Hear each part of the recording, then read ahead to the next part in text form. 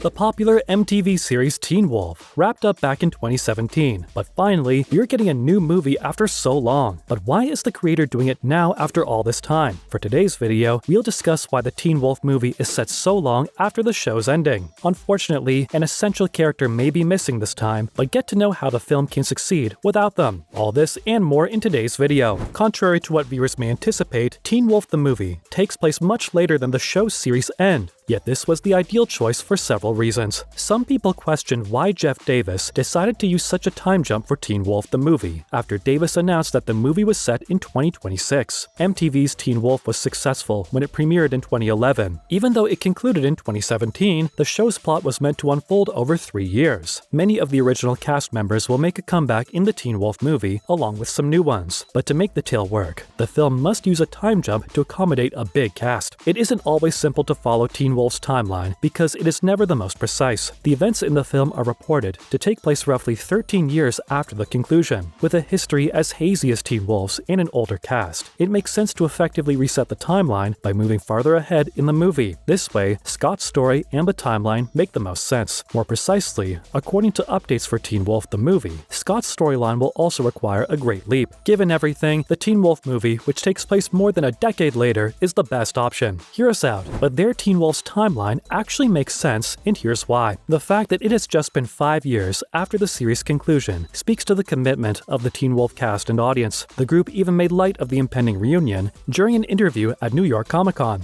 Yeah, dude, but they don't care about me.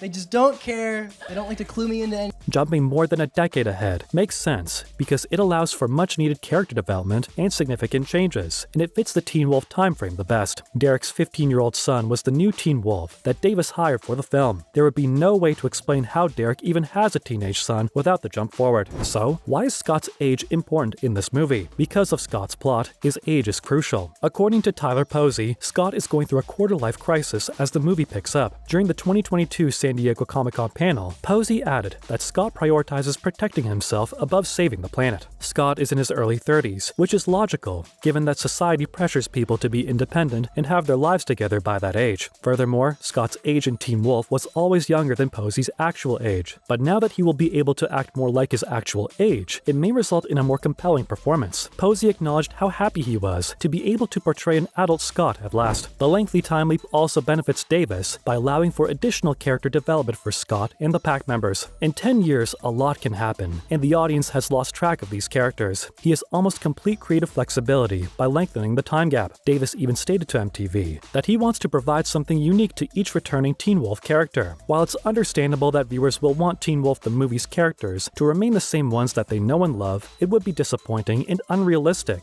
for the characters to show no development. The time jump provides the greatest of everything. So, movie sequels. It's nothing unusual, but a prequel after many years? Many are also pretty skeptical, since it looks like Stiles won't be in it either, but you best believe that this Teen Wolf movie can succeed without him. It is undeniably true that Stiles played a significant role in Teen Wolf. Without him, the series would not have been the same. Stiles was crucial to the McCall Pack's victory over the Beacon Hills bad guys. Fans were shocked to learn that he wouldn't be in the Teen Wolf revival movie, and feared that the movie wouldn't live up to expectations without him. Additionally, the fact that both members of the relationship were absent from the movie after Stiles and Lydia finally gave the audience the romance they had been waiting for in the final season does not help. Another significant aspect of the show was the relationship between Stiles and Scott as brothers and friends. Even though Stiles may be sorely missed, the movie could nevertheless succeed without him. Given the gap in time since the series' conclusion, it is certainly possible to explain that enough time has passed for Stiles to refrain from going back to Beacon Hills, whether or not the movie specifies that this is for personal or for work reasons. On the other hand, many other characters are making their way back to Beacon Hills to face a new threat that could be more personal to them and their past than they'd want. One of the reasons we believe the Teen Wolf movie will succeed is because Scott McCall is the show's focus. Although Stiles undoubtedly contributed significantly to Teen Wolf's success, he did not do it alone. The main character of Teen Wolf, Scott McCall, was another factor in its success. The night Scott and Stiles looked for a dead body, a werewolf bit Scott. Scott never desired the lifestyle that came with becoming a werewolf. The show benefited from Scott's strong morals and refusal to